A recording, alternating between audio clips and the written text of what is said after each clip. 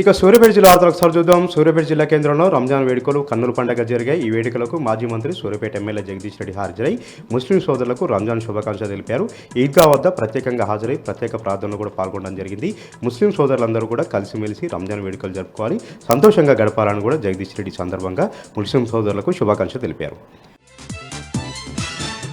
ఇక సూర్యాపేట జిల్లాకు సంబంధించి మరొక వార్త విషయానికి వస్తే సూర్యాపేట జిల్లా కేంద్రంలో మీడియాతో మాట్లాడారు మాజీ మంత్రి సూర్యాపేట ఎమ్మెల్యే జగదీష్ రెడ్డి. నిన్న హుజూర్నగర్లో భారీ బహిరంగ సభకు హాజరైనటువంటి సీఎం రేవంత్ రెడ్డి పచ్చి అబద్ధాలు మాట్లాడారంటూ అవాస్తవాలు మాట్లాడారంటూ కూడా ఆయన తీవ్రంగా ఫైర్ కావడం జరిగింది. ప్రధానంగా కాళేశ్వరం ప్రాజెక్టు పైన పదే విషయం కక్కుతా ఉన్నాడు రేవంత్ రెడ్డి.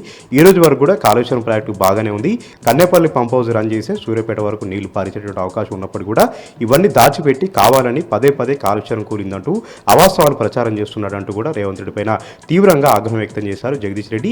ఇక పదే కేసీఆర్ గారి పైన అవాకులు చవాకులు వెళ్తూ ఉన్నాడు. ఏ సభ పెట్టినా ఏ కార్యక్రమం పెట్టినా కూడా రేవంత్ రెడ్డి పదే కేసీఆర్ గారి పైన అవాకులు చవాకులు పెరగడం పరిపాటిగా మారింది. తెలంగాణ పరువును గంగలు కలుపుతున్నారంటూ కూడా రేవంత్ రెడ్డి పైన ఒక్కసారిగా ఆయన ఆగ్రహం వ్యక్తం చేశారు.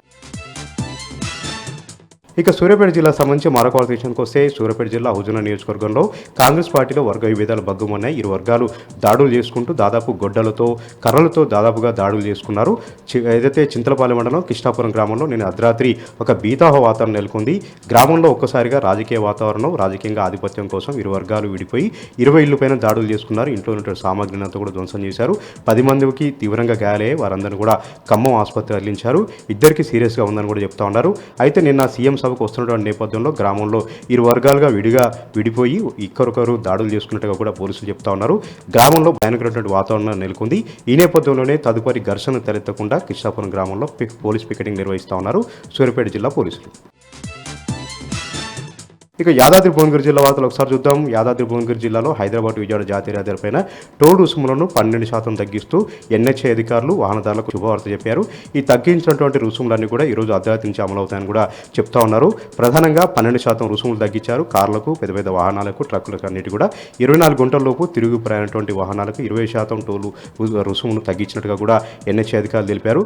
గతంలో జిఎంఆర్ సంస్థ ఈ రోడ్డును అభివృద్ధి చేసింది. అదే 10 ఏళ్ల పాటు కూడా ఈ టోలు వసూలు చేసింది. అయితే ఇప్పుడు ఏదైతే చేజెక్కించుకున్నారో ఎన్హెచ్ఏ అధికారులు వెంటనే కేంద్ర ప్రభుత్వ ఆదేశాల మేరకు టోల్ రుసుములు తగ్గిస్తుండగా కూడా ఎన్హెచ్ఏ అధికారులు తెలిపారు.